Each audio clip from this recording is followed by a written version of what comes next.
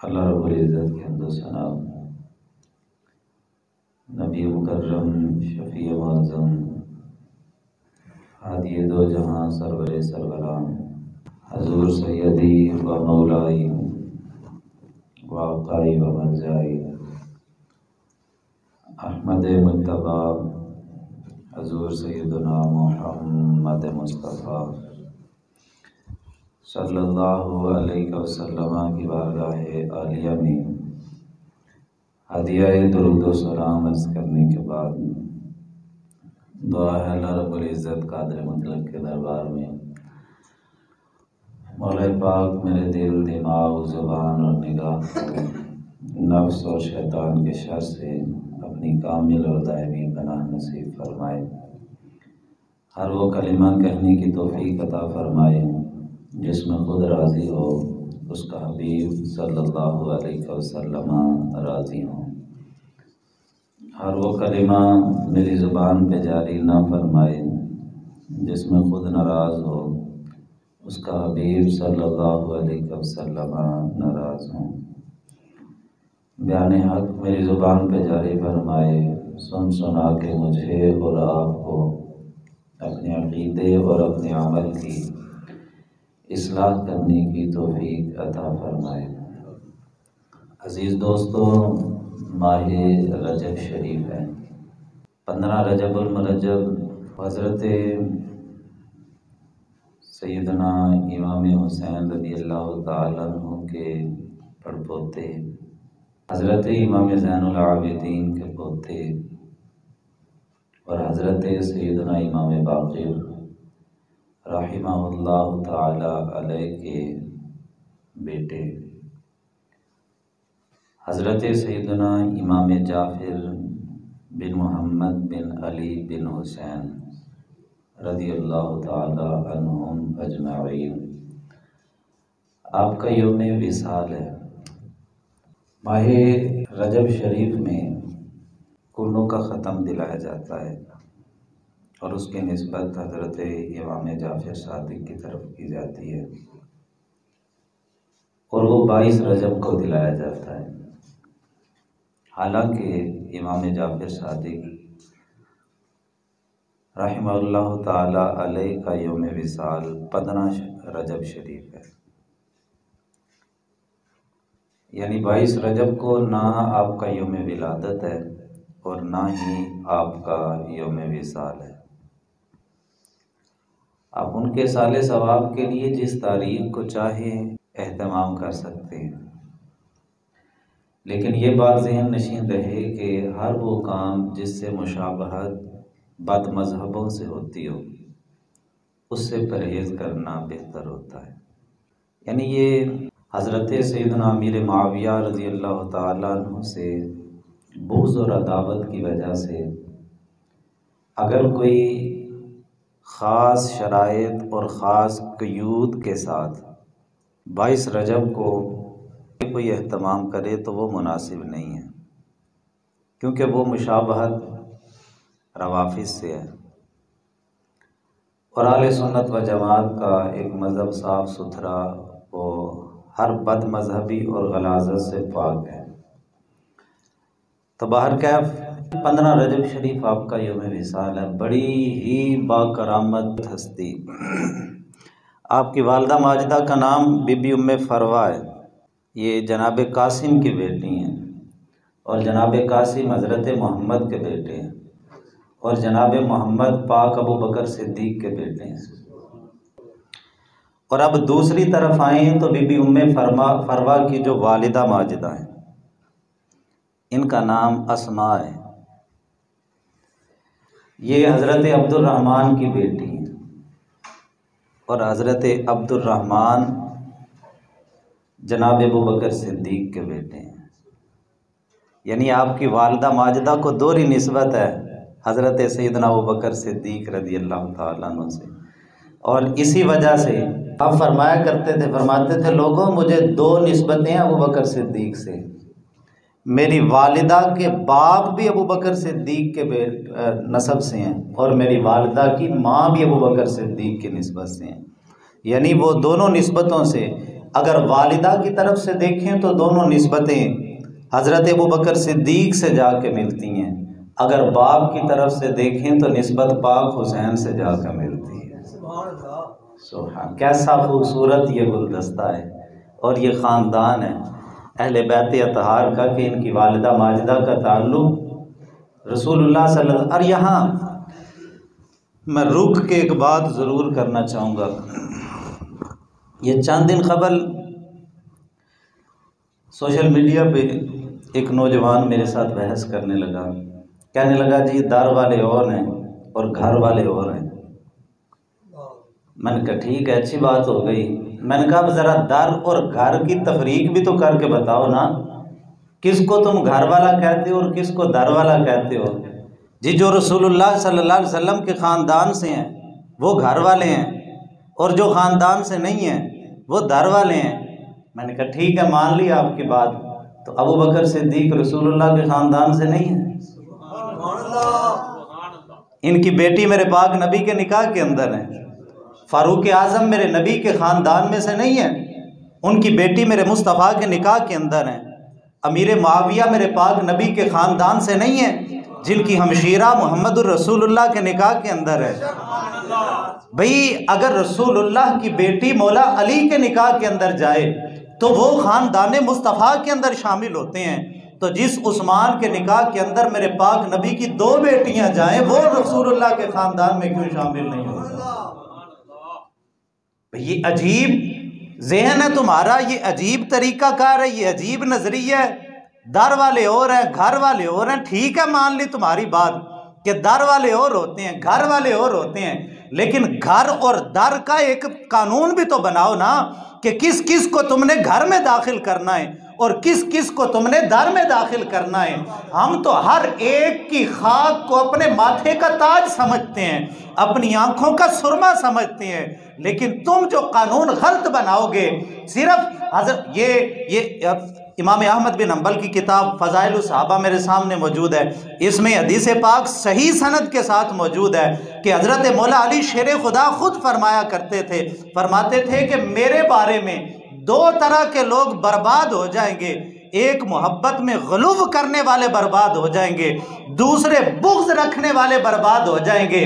मोहब्बत में इंतहा से बढ़ाने वाला वो भी तबाह हो जाएगा, मोहब्बत में हद से घटाने वाला वो भी तबाह हो जाएगा। अल्हम्दुलिल्लाह निजात आले सुन्नत व जमात को मिलेगी जो ना मौला अली की मोहब्बत के अंदर सहाबा पे भोंकते हैं और ना किसी और की मोहब्बत के अंदर मौला अली को भोंकते हैं। हम नापाक अली के बारे में ज़ुबान खोलते हैं, हम नापाक अबू बकर सिद्दीक के बारे में ज़ुबान खोलते हैं, हम पाक नबी सल्लल्लाहु अलैहि वसल्लम के साथ निस्बत रखने वाली एक एक हस्ती के बारे में जुबान खोलते हुए 1000 दफा सोचते हैं कि कहीं कोई ऐसा जुमला बेअदबी का ना निकल जाए। यार ईमानदारी से बताएं, मैंने उस बंदे से सवाल किया, मैंने कहा मुझे बताओ फजीलत का मियार क्या है। मैंने कहा मैं बताता हूं कि भाई फजीलत का मियार ज़ाते मुस्तफ़ा है। जो रसूलुल्लाह सल्लल्लाहु अलैहि वसल्लम के जितना करीब होगा अल्लाह उतनी फजीलत उसको अता कर देगा, उतना मकाम, उतना मर्तबा, उतनी इज्जतें उसको मिल जाएंगी। मैंने कहा अब तोलो सहाबा को जो है वो फजीलत के म्यार पे, अब परखो। कहने लगा जी बात तो ये ठीक है कि फजीलत का म्यार ज़ाते मुस्तफ़ा है, लेकिन फजीलत फिर भी मौला अली की ज़्यादा है। मैंने कहा जी सबब भी तो बताओ ना। जी रसूलुल्लाह सल्लल्लाहु अलैहि वसल्लम के ख़ानदान से हैं। बात फिर पलट के वहीं पे, मैंने कहा अब बताओ कि ख़ानदान का म्यार क्या है। मैंने कहा तुम इसी तरह से गोल चक्कर खाते रहोगे, तुम्हारी समझ में बात नहीं आएगी, क्योंकि सियाने क्या गए हैं, खुदा जब दीन लेता है अकल भी छीन लेता है, जब दीन जाता है अकल ख़त्म होती है, जब दीन आता है अकल अहमद रजा की तरह आती है, अकल मेहरे अली की तरह आती है, अकल जमाती अली की तरह आती है, जो पाक सहाबा के भी पाँव को चूमते हैं, जो मौला अली की जात को भी अपने माथे का ताज समझते हैं।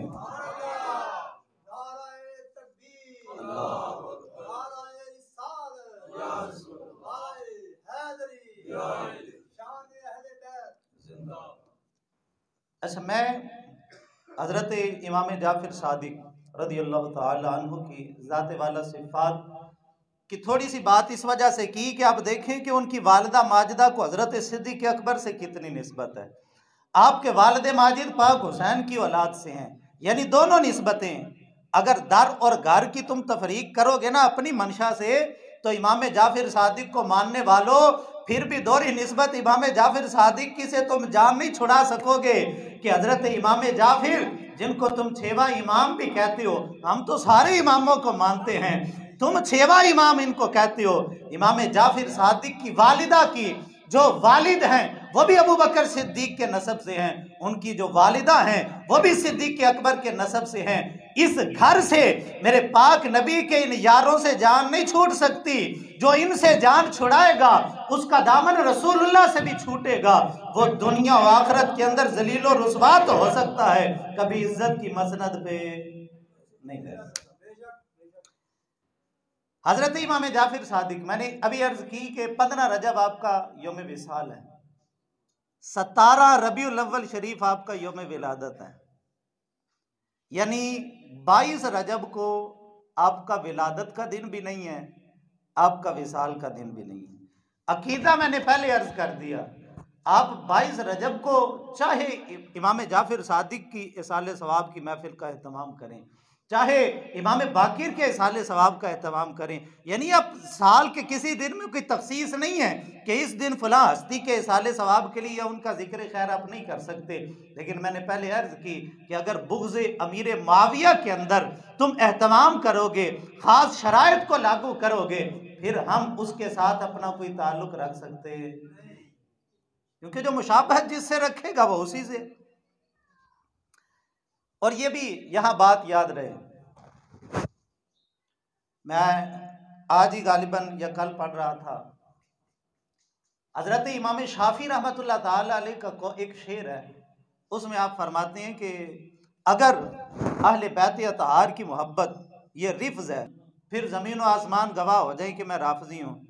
तो यहाँ से ना कुछ लोगों ने ये दलील बना ली, उन्होंने कहा जी देखो, अहले बैत अतहार से मोहब्बत तो राफजी करते हैं, तो मुजद्दद पाक सरकार रहमतुल्लाह ताला अलैह ने जो है वो इसकी वजाहत कर दी, खोल के बयान कर दिया। पर मैं कोई बदबख्त ये जुबान ना खोले कि अहले बैत अतहार की मोहब्बत का नाम रिफ्ज है, राफजियत है। पर मैं नहीं, राफजियत नाम है सहाबा पे तबर्राबाजी का। जो सहाबा पे तबर्रा करता है वो राफजी है, जो सहाबा का अदब करता है, अहले बैत अतहार का अदब करता है, वो अहले सुन्नत व जमात है। और जो इमाम शाफी रहमतुल्लाह अलैह का शेर है, उसके अंदर तो आप वाज़े तौर पे ये फरमा रहे हैं, फरमाया कि अगर मोहब्बत अहले बैत रिफ्ज है, गोया कि आप फरमा रहे हैं मोहब्बत अहले बैत का नाम रिफ्ज नहीं है। राफजी कभी अहले बैत अतहार से सच्ची मोहब्बत नहीं कर सकता।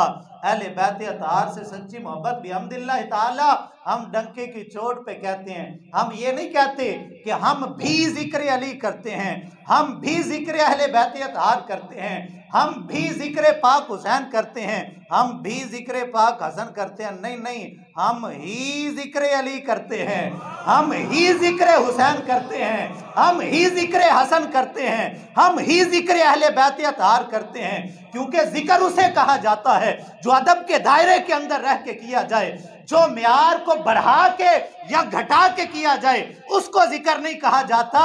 लिहाजा इस पैमाने पे परखोगे तो 14 सदियां गवाह है, हर दौर के अंदर, हर जमाने के अंदर अहले बैत अतहार का जिक्र जिसने किया है वो अहले सुन्नत व जमात ही है। इस वजह से हम कहते हैं कि हम ये नहीं कहते हम भी अली वाले हैं, नहीं नहीं, हम ही अली वाले हैं, हम ही हसन वाले हैं, हम ही हुसैन वाले हैं, हम ही इमाम ज़ैनुल आबिदीन वाले हैं, हम ही इमाम बाकिर वाले हैं, हम ही इमाम जाफिर सादिक वाले हैं। ये अल्हम्दुलिल्लाह ताला हम तो बाअदब लोग हैं। और यहाँ चूंकि 13 रजब शरीफ मौला अली शेर खुदा का भी यौम विलादत, अगरचे इसमें इख्तिलाफ है लेकिन निस्बत है हज़रत मौला अली शेर खुदा रज़ियल्लाहु ताला अन्हु की तरफ, और आपका जिक्र खैर भी आ गया। और इस हवाले से 2-4 हदीस मुबारक मैंने सोचा कि भाई आपकी समातों की नज़र कर दूँ।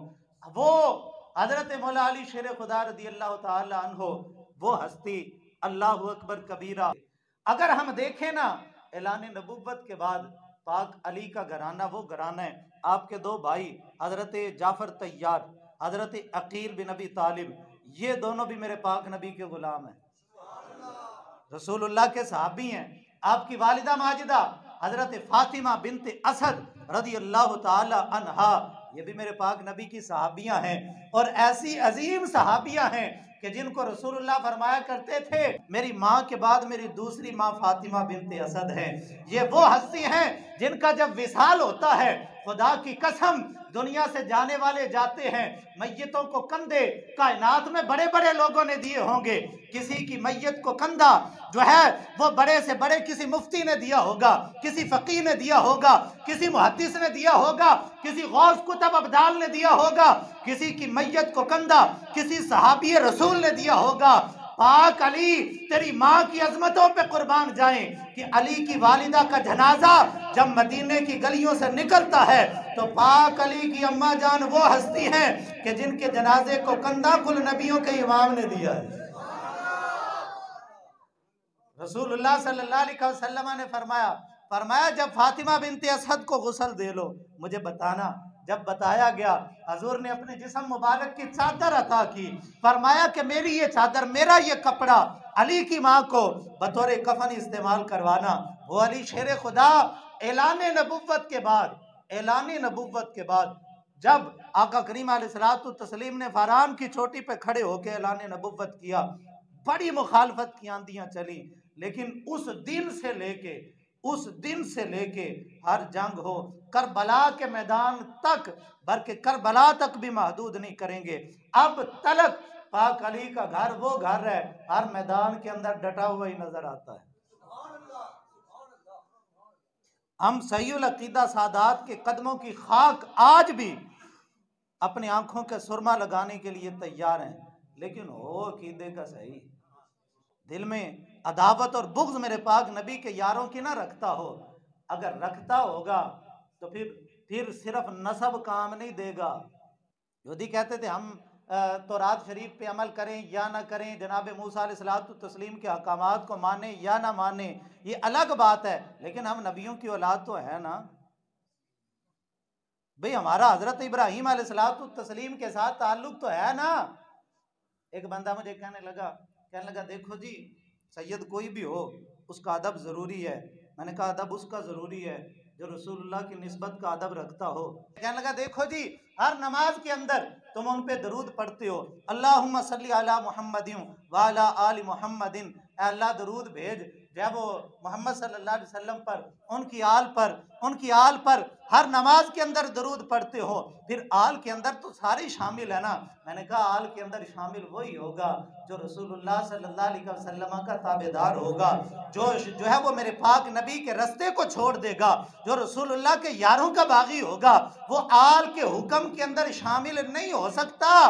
क्योंकि अगर यही बात होगी तो फिर इधर तक महदूद न रखो, आली मोहम्मद इन तक महदूद न रखो, आगे भी तो थोड़ा सा बढ़ो ना। कमा सल्लैता अला इब्राहीमा व अला आली इब्राहीमा, आले इब्राहीम के अंदर तो अबू जहल भी शामिल था, आले इब्राहीम के अंदर तो अब्दुल्ला बिन उबई भी शामिल था, आले इब्राहीम के अंदर तो अब तलक के सारे यहूदी भी शामिल हैं। तो हर नमाज के अंदर आले इब्राहीम पे दरूद पढ़ते हो, बरकतें भेजते हो, तो क्या वो यहूदी, क्या अब्दुल्ला बिन उबई, क्या अबू जहल उस दरूद के अंदर शामिल होगा?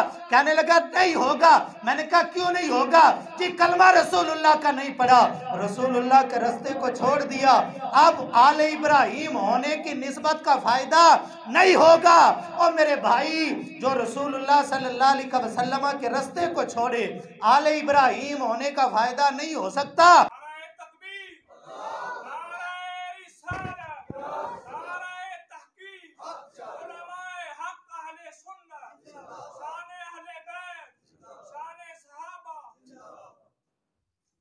हजरत मौला अली शेर खुदा रज़ियल्लाहु ताला क्या क्या इस हस्ती के फ़ज़ाइल व मनाक़िब गिन के सुनाएं। हजरत ये इमाम अहमद बिन हम्बल रहमतुल्लाह ताला अलैह की ये किताब पाक की मेरे सामने है, और ये इमाम अहमद बिन हम्बल कोई मामूली हस्ती नहीं है, फ़िक़्ह हम्बली इनकी तरफ मंसूब है। मुसलमानों की चौथी फिका के इमाम है, गौसे पाक के भी इमाम है, 10 लाख हदीसों के हाफिज हैं, इमाम शाफी के शागिर्द हैं,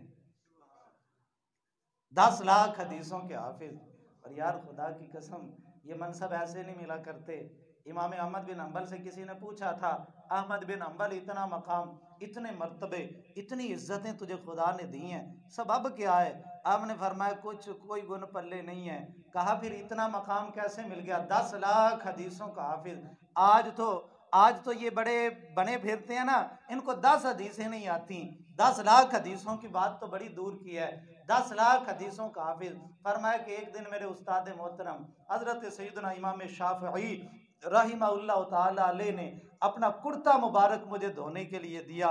कहा अहमद बेटे इस कुर्ते को धो के लाओ। फरमाते मैंने कुर्ता पकड़ा, धोया, एक बर्तन के अंदर उसको धोया। धोने के बाद अब जानते हैं जो गुसाला होता है, जो पानी होता है वो मैला हो जाता है, क्योंकि कपड़े की मैल पानी के अंदर निकल जाती है। कहते हैं कि जब कुर्ता धो के मैंने सुखाने के लिए डाल दिया, अब कुर्ते की मैल बच गई, मैल वाला पानी बच गया। अब मैं सोचने लगा कि मैल है, मैल वाला पानी है, लेकिन आम बंदे की मैल तो नहीं। ये कुर्ता कोई आम बंदे का कुर्ता है?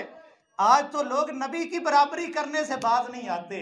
जी नबी के भी 2 हाथ, मेरे भी 2 हाथ, नबी की भी 2 आंखें, मेरी भी 2 आंखें, और मेरे भाई आंखें तेरी भी 2 हैं, लेकिन तेरी आंख में और नबी की आंख में फर्क है। हाथ तेरे भी 2 हैं, लेकिन तेरे हाथ में और नबी के हाथ में फर्क है। कहने लगा जी वो कैसे?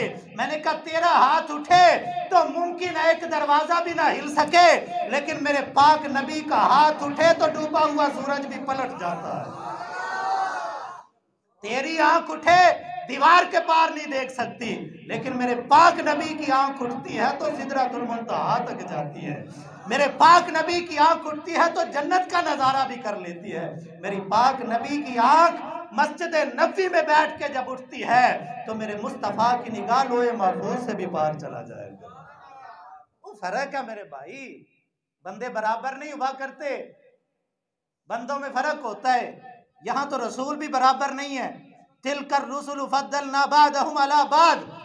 फरमाया कि ये रसूल है, नफ्से रिसालत के अंदर सब बराबर हैं, कि जो रिसालत का मनसब हमने दिया है ना वो तुम्हें भी दिया है। उन जो है वो जनाबे मूसा कलीम को भी दिया, जनाबे इब्राहिम खलीलुल्लाह को भी दिया, जनाबे नूह अलैहिस्सलातु तस्लीम को भी दिया, जनाबे मोहम्मदुर रसूलुल्लाह सल्लल्लाहु अलैहि वसल्लम को भी दिया।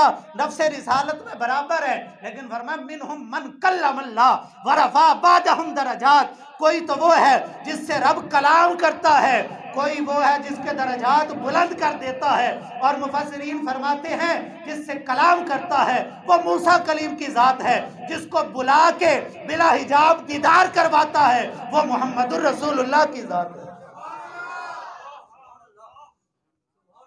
और तुम नफ्से बशरियत को देख के बराबरी की बात करते हो।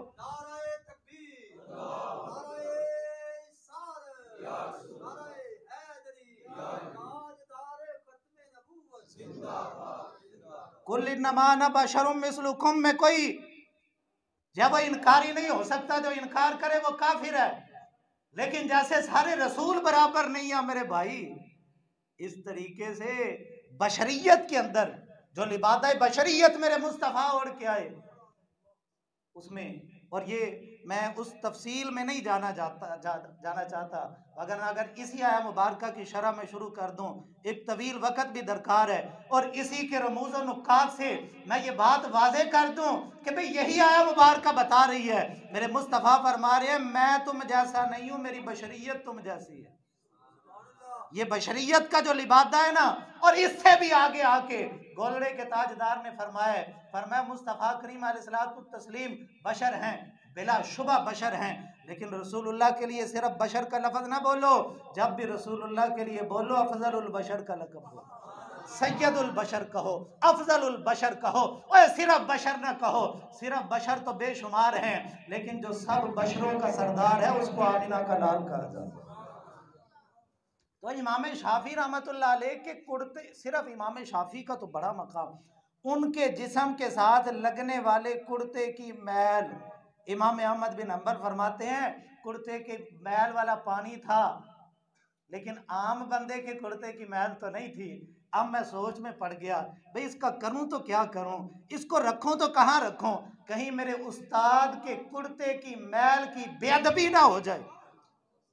आज तो लोग नबी की बेअदबी करते हुए हया नहीं करते, और सिद्दीक अकबर की बेअदबी करते हुए इनको हया नहीं आती।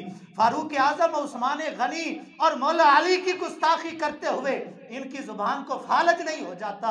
और बेईमानो, अदब अदब का तकाजा ये है, रब जिसको मर्तबे देता है ना इमाम अहमद बिन हंबल की तरह, उनको अपने उस्तादों का अदब ऐसा सिखा देता है, बड़ी हस्तियों का अदब वो कैसा करते हो। कहा कि मेरे उस्ताद के कुर्ते की मैं किधर रखूं, सोचना शुरू कर दिया, भाई इस जगह ना रख दूं, यार किसी का पाँव ना आ जाए, ओ फलानी क्यारी के अंदर जो है वो पौधे लगे हुए वहां ना गिरा दूं, यार किसी का पाँव ना आ जाए, वो कब्रिस्तान के अंदर ना जाके गिरा दूं, यार किसी का पाँव ना आ जाए। कहा एक ही जगह फिर जहां किसी का पाँव नहीं आएगा, अपने जो है वो बर्तन पकड़ा, अपने मुंह से लगाया, उस्ताद के कुर्ते की मैल पी गए। इमाम अहमद बिन हंबल फरमाते हैं, मुझसे 10 लाख हदीसों के हिफज की जब वो वजह पूछने वालों, मैं तुम्हें बताता हूं, मैंने अपने उस्ताद का अदब किया है, रब ने मेरे हाफिजे को इतना मजबूत कर दिया। वो इमाम अहमद बिन हंबल, ये आपकी किताब मुबारक फदाइल सहाबा, उसमें ये हदीस पाक मैं ये अर्ज करने लगा था, बात दूसरी तरफ निकल गई। हजरत मौला अली शेर खुदा रदी अल्लाह ताला अन्हु इब्न अबी लैला रवायत करते हैं कि मेरे वालिद ग्रामी मौला अली शेर खुदा रदी अल्लाह ताला अन्हु के साथ रात के वक़्त महवे गुफ्तगू थे। फरमाते हैं कि मौला अली शेर खुदा सर्दियों के अंदर गर्मियों वाले कपड़े पहनते थे, गर्मियों में सर्दियों वाले कपड़े पहनते थे। भाई गर्मियों में बारीक कपड़े और सर्दियों में मोटे कपड़े, यही मामूल है ना। लेकिन फरमाते हैं मौला अली शेर खुदा गर्मियों के अंदर मोटे कपड़े पहनते थे, सर्दियों के अंदर बारीक कपड़े पहनते थे। तो कहते हैं मेरे अब्बा जी ने पूछा कि अमीरुल मोमिनीन वजह क्या है, इंसानियत बशरियत का तकाजा है, इंसानी तबीयत का तकाजा है, गर्मियों के अंदर बारीक कपड़े इस्तेमाल किए जाएं, सर्दियों के अंदर मोटे कपड़े इस्तेमाल किए जाएं, आप इसके बरअक्स क्यों करते हैं, इसका उल्ट क्यों करते हैं। फरमाया मैं कायनात वालों को बताना चाहता हूँ कि मेरे मुस्तफ़ा की जुबान से जो बात निकल जाती है ना, वो लोहे पे लकीर हो जाती है, वो लोहे महफूज पे रकम हो जाती है। जो है वो कायनात तो इधर से उधर हो सकती है, जो है वो दुनिया उलट पलट हो सकती है, लेकिन जो मुस्तफ़ा की जुबान से निकल जाए उसमें तब्दीली हो सकती। अर्ज की हुजूर वजाहत करें ना, वजह क्या हुई। फरमाया कि जब खैबर का मौका था, किला खैबर पे हमले हुए, और किसी हमले के अंदर अल्लाह ताला ने मुसलमानों को फतह नहीं अता की। तो एक दिन पाक नबी सल्लल्लाहु अलैहि वसल्लम ने फरमाया लोगों, कल के दिन मैं झंडा उसको दूंगा जिसके हाथों पे अल्लाह खैबर को फतह कर देगा। और सिर्फ यहीं तक महदूद नहीं रखा, आमिना के लाल सल्लल्लाहु अलैहि वसल्लम ने फरमाया वो बंदा वो होगा अल्लाह रसूल से मोहब्बत करता होगा, अल्लाह रसूल उससे मोहब्बत करते होंगे, यानी जिसकी दो तरफा मोहब्बत की गवाही आमिना के लाल दे दें, उसमें कोई कमी हो सकती है। साहबा फरमाते रात बड़ी बेचैनी में गुजरी। हजरत फारूक आजम फरमाते कभी जिंदगी के अंदर ओहदे का लालच नहीं आया। जब खिलाफत मिली है ना, आपने उस वक्त भी पहला खुतबा देते हुए फरमाया था, फरमा खुदा की इज्जत और जलालत की कसम जिसके कब्ज़े कुदरत में जान है, उमर के दिल के अंदर कभी ओहदे का और मनसब का लालच नहीं आया। अल्लाह ताला ने ये जिम्मेदारी मेरे कंधों पे रख दी है, अब अल्लाह की रजा के लिए मैं उसको उठा रहा हूँ। और ये हजरत फारूक आजम फरमाते सारी जिंदगी कभी ओहदे का कभी मनसब का लालच मेरे दिल के अंदर नहीं आया। लेकिन फरमाते हैं जिस रात हजूर ने फरमाया ना कल झंडा उसको दूंगा जो अल्लाह रसूल से प्यार करता होगा, अल्लाह रसूल उससे प्यार करते होंगे, कहते हैं बार बार दिल में तड़प पैदा होती थी काश के झंडा मुझे मिल जाए। लेकिन फरमाते सुबह हुई, कहते मैं भी पहली साफ में जाके बैठ गया, नमाज फजर हजूर के पीछे की। हर बंदे की अब कोशिश थी कि निगाह मुझ पे पड़े, हजूर मेरी तरफ तवज्जो फरमाएं, हजूर झंडा मुझे अता फरमाएं। फरमाते हैं मैं भी पहली साहब में था और कद भी वैसे भी थोड़ा ऊंचा था, और सर उठा उठा के भी मैं देख रहा था कि हजूर की नजर करम मेरी तरफ हो और झंडा मुझे मिल जाए।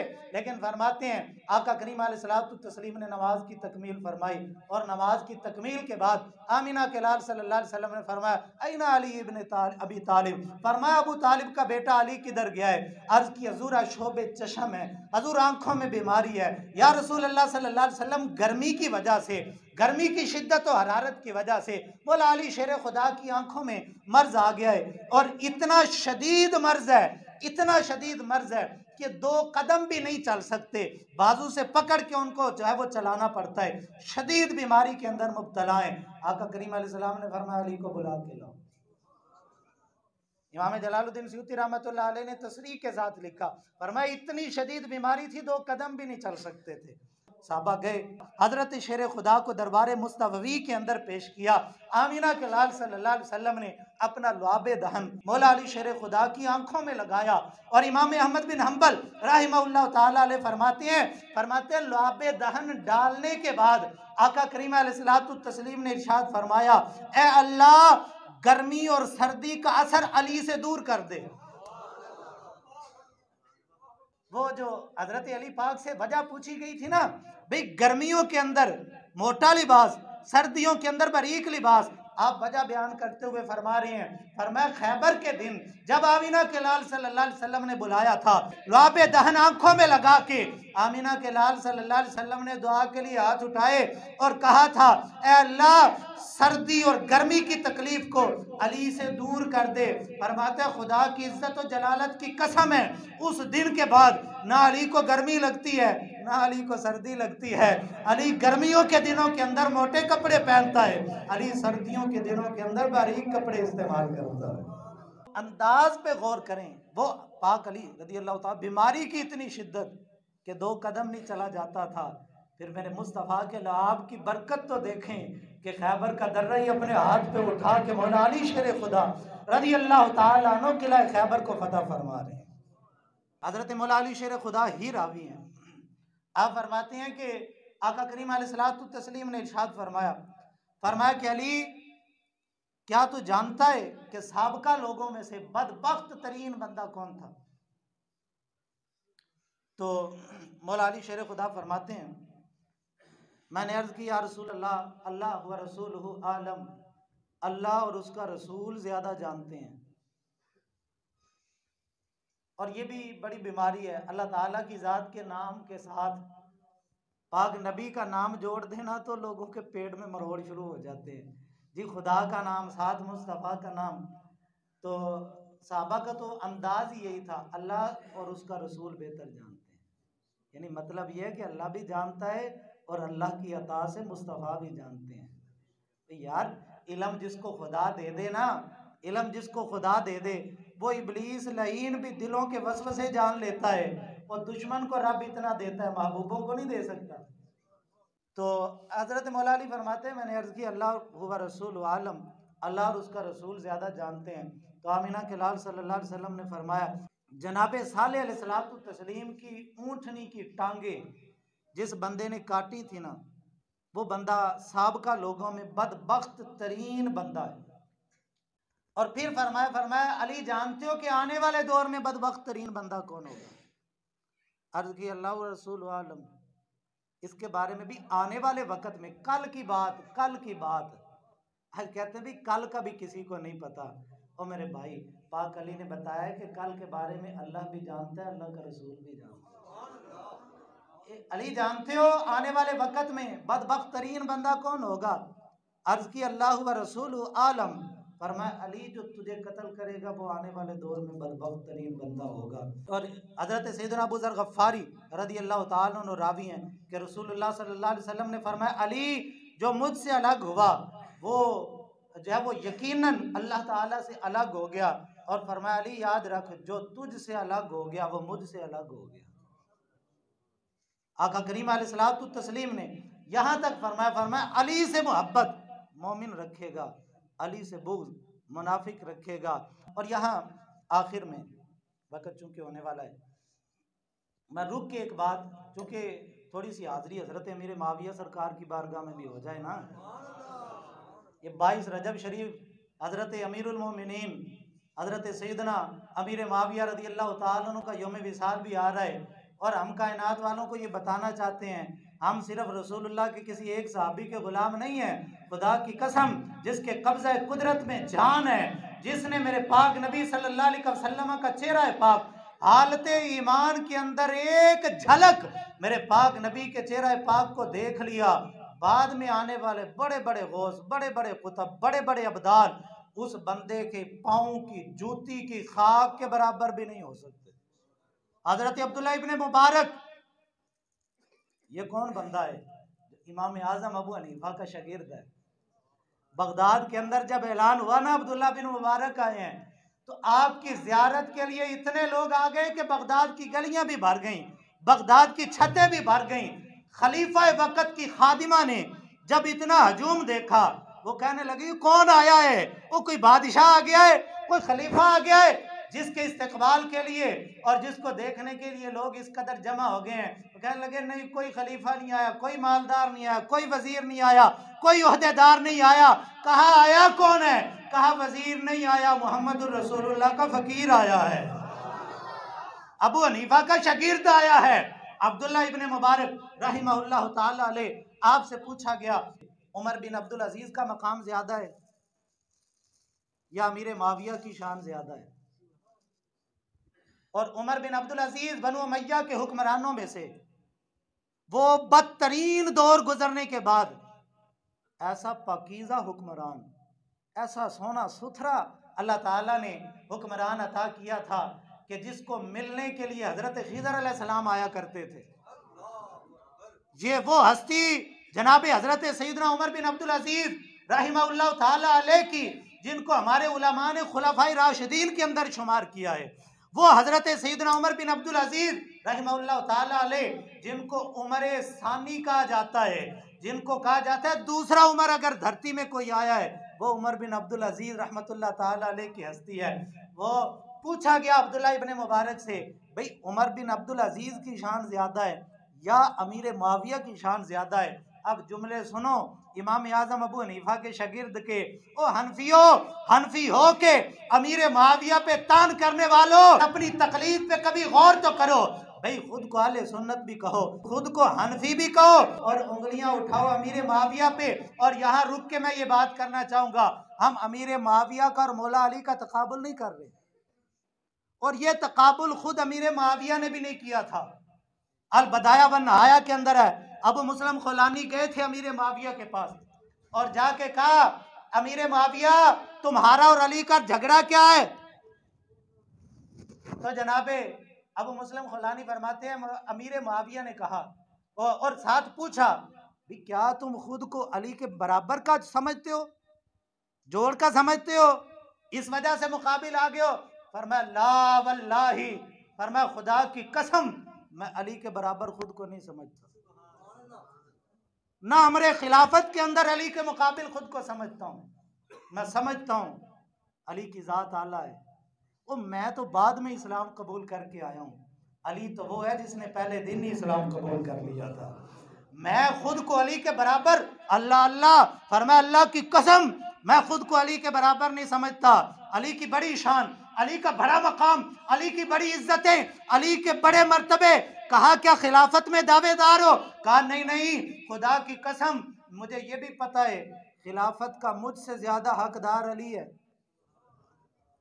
कहा माविया फिर झगड़ा किस बात का है? कहा झगड़ा हजरत उस्मान गनी के खून का। भाई असल झगड़ा वो है, खूने किसासे उस्मान का झगड़ा है। और फरमाया अबू मुस्लिम खुलानी तुम जानते हो उस्मान मेरा चाचा जाद भी है, मेरी बरादरी भी है, मेरा कबीला भी है, अगर मैं किसासे उस्मान का मुतालबा नहीं करूंगा तो कौन करेगा? और मेरा और अली का झगड़ा सिर्फ यही है। और खुद ये नहजुल बलागा के अंदर भी रवायत है जो उस पार्टी की है। मौला अली शेर खुदा से पूछा गया अली झगड़ा किस बात का है? फरमाया कि हमारा दीन का झगड़ा नहीं है, जिस रब को मैं मानता हूँ उस रब को मुआविया भी मानता है, जिस नबी का कलमा मैं पढ़ता हूँ उसी नबी का कलमा मुआविया भी पढ़ता है। और जब वो दीन के अंदर वो कोई नई बात भी लेके नहीं आया जिसकी वजह से हमसे हमारा झगड़ा हो, कहा अली फिर झगड़ा किस बात का है? कहा झगड़ा खून उस्मान का है और हम उससे बरी हैं। मैं ना उस्मान के कत्ल करने पे ना मैं उनमें शामिल था, ना मैं उससे राजी हूं, ना मेरा उस्मान के कातलीन के साथ कोई ताल्लुक है ना होगा। और मैं खुद उस्मान, मेरे तो बेटे उस्मान के दरवाजे पे पहरा दे रहे थे। भाई मैं बरी हूं, मेरा उससे कोई ताल्लुक नहीं है। यानी दो तरफा मौक़िफ़ सुनने के बाद बात ये वाज़े हो गई कि भाई झगड़ा कोई दूसरा नहीं था, असल मामला तो खून उस्मान का था, किसासे उस्मान का था। अमीर मुआविया की शान, फजीलत, मकाम और मर्तबे को सिर्फ इस जंगे सिफ़ीन पे ला के आपके तमाम मरातिब को गिराने वालों खुदा के। और यहाँ पे हज़रत मौला अली शेर खुदा की हम फजीलतें बयान करते हैं, वो भी करते हैं। और अल्हम्दुलिल्लाह ताला जितनी हदीस मुतहरा हम अहले सुन्नत व जमात मौला अली शेर खुदा की बयान करते हैं ना, उनके पास नहीं है। लेकिन यार इतनी बेईमानी तो ना करो। वो हम असर लोग, रसूलुल्लाह के सहाबी लोग, अब ईमानदारी से बताएं, कोई बंदा किसी नबी की तौहीन करे माज़अल्लाह ताला,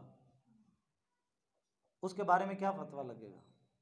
कोई बंदा किसी नबी के सर के बाल पकड़ के झंझोड़े माज़अल्लाह ताला, उसके बारे में क्या फतवा लगेगा? वो मोमिन रहेगा? दायरे इस्लाम से खारिज हो जाएगा ना। लेकिन ये कुरान मेरे सामने है। अच्छा, हजरत मूसा कलीमुल्लाह गए थे कोतूर पे, और जब तूर पे गए ना, अल्लाह ताला ने वहीं पे बता दिया कि तुम्हारे पीछे से बछड़े की इबादत शुरू हो गई है। हजरत मूसा अलैहिस्सलातु तस्लीम पलट के आए, जनाबे हारून अलैहिस्सलाम को पीछे चूके नायब छोड़ के गए थे। जब कौम ने पीछे से बछड़े की इबादत शुरू कर दी, इन्होंने बड़ा समझाया, ये तो जनाबे हारून को कत्ल करने के दर पे हो गए। तो हजरत मूसा अलैहिस्सलाम ये बस्ती को छोड़ के ना दूर चले गए, तूर के रास्ते पे जाके बैठ गए कि जब मूसा कलीम आएंगे रास्ते में ही उनसे मिल लूंगा। अब हजरत मूसा कलीम को खबर मिल गई थी, ये वापस पलट के आए, और जब आए जनाब हारून अलैहिस्सलातु तस्लीम को दूर खड़े हुए देखा और पूछा भी क्या हुआ है? कहा जी बस्ती वाले तो बछड़े की इबादत कर रहे हैं। तो वह अलकल अलवाहा व अखज़ बिरअसी अखीही, जनाब मूसा कलीम अलैहिस्सलातु तस्लीम ने हालत जलाल के अंदर वो तख्तियाँ जो तौरात शरीफ की थीं, हम तो वैसा जुमला भी नहीं बोलना चाहते, जनाब मूसा कलीमुल्लाह ने ज़मीन पे रख दी और वो तख्तियाँ टूट भी गईं। पत्थर था वो टूट गया, उसमें दरार आ गई। फिर अगला जुमला है वह अखज़ बिरअसी अखीही, हजरत हारून के सर के बालों को पकड़ के झंझोड़ा। अब जनाब हारून नबी हैं और नबी के बालों को पकड़ के झंझोड़ा जा रहा है, तो जनाब मूसा कलीम की शान के अंदर कोई फर्क आएगा? नहीं आएगा, क्योंकि वो भी नबी, ये भी नबी। नबी नबी की बात है, आम बंदे को तो बोलने की इजाजत ही नहीं है। इसी वजह से तो हमारे उलमा इन बातों को छेड़ते ही नहीं है। वो यार वो नबी थे, दोनों नबियों की बात थी, वो तू कौन होता है उठ के उन नबियों के बारे में बोलना शुरू कर दे? जाती कोड़ गिर ली ते शतीरा नु जफ्फे, अपनी औकात और अपनी हैसियत तो देख, नबियों के बारे में जुबान ना खोल। उनकी बाहमी बातें थी। मेरे पाक नबी अलैहिस्सलातु तस्लीम ने जो जनाब हारून से तशबीह दी थी ना, वो भी गोया के एक हल्का सा इशारा था। जैसे सख्ती जनाब मूसा कलीम ने जनाब हारून पे की थी, वैसा ही मामला मौला अली शेर खुदा के साथ होने वाला था। और वहां पे कसूर जनाब हारून का भी नहीं था और हक पे थे जनाब हारून, और यहाँ पे भी मौला अली शेर खुदा हक पे थे, लेकिन झगड़ा होने वाला था। और जैसे मूसा कलीम और जनाब हारून के झगड़े के अंदर आज के चूड़े चमार और मरासी को बोलने की इजाजत नहीं है, वैसे ही आज के मुसल्ली को हजरत अमीर मुआविया पे बोलने की इजाजत। मेरे पाक नबी का वो सहाबी जिसने उमरतुल क़ज़ा के मौके पे मेरे पाक नबी की हजामत की थी, वो अमीर मुआविया जनाब अबू सुफियान ने कलमा पढ़ने के बाद रसूलुल्लाह की बारगाह में 3 बातें पेश की थी। या रसूलुल्लाह, सारी जिंदगी इस्लाम के खिलाफ लड़ा हूं, अब मेरे हाथ में बस तलवार दे दें, जिधर लश्कर जाए मुझे भेजते जाए। फरमाया कबूल है। अर्ज की दूसरी बात यह है कि मेरे बेटे को अपना कातिब बना लें, अपना कातिब बना लें। फरमाया ये भी कबूल है। अर्ज की हजूर, मेरी बेटी है एक छोटी, उससे निकाह कर लें। आका करीम अलैहिस्सलाम ने फरमाया इस्लाम के अंदर जमा बैनल उख्तैन, दो बहनों का एक निकाह के अंदर जमा होना जायज़ नहीं है। और उम्मे हबीबा को तलाक देने को मेरा दिल नहीं करता। हाय हाय, ओए अमीर माविया की बहन वो बहन है जिसको तलाक देने को आमिना के लाल का दिल नहीं करता। फरमाया हबीबा, उम्मे हबीबा को छोड़ने को मेरा दिल नहीं करता, इस वजह से उसको तो मैं तलाक दे नहीं सकता। दो बहनें जमा हो नहीं सकती। पहली दो बातें कबूल हैं कि तुझे जिहाद के अंदर भी भेजा जाएगा और तेरे बेटे को मैं अपना कातिब भी बना लूंगा, लेकिन तीसरी बात कबूल नहीं हो सकती क्योंकि वहां हदूदुल्लाह की बात आ जाएगी और उसको पामाल नहीं किया जा सकता। लिहाजा ये पहली दो बातें कबूल हो गई, जिनको कातिब आमिना के लाल ने बनाया, जिनको जो रसूलुल्लाह सल्लल्लाहु अलैहि वसल्लम की खिदमत इतना अरसा करते रहे, उस जात के ऊपर। और हम तो ये कहते हैं जिसने एक झलक ईमान की हालत में देख लिया, उस बंदे के बराबर कोई नहीं हो सकता। अब्दुल्ला इब्ने मुबारक ने इसीलिए तो कहा था, फरमाया हजरत अमीर माविया रज़ी अल्लाह ताला अन्हु के घोड़े के टाप से उड़ने वाली गर्द, बल्कि फरमाया घोड़े के नथने से उड़ने वाला गुबार, फरमाया उमर बिन अब्दुल अजीज की सारी जिंदगी से जब वो बुलंद वाला है कि अमीर माविया सहाबी रसूल हैं और उमर बिन अब्दुल अजीज सहाबी हो सकते। अल्लाह पाक मुझे और आपको अपने अकीदे अमल की इस्लाह की तौफीक अता फरमाए। हक सच अहले सुन्नत व जमात के अकीदे पे हमें जिंदा रखे और इसी पे मौत अता फरमाए।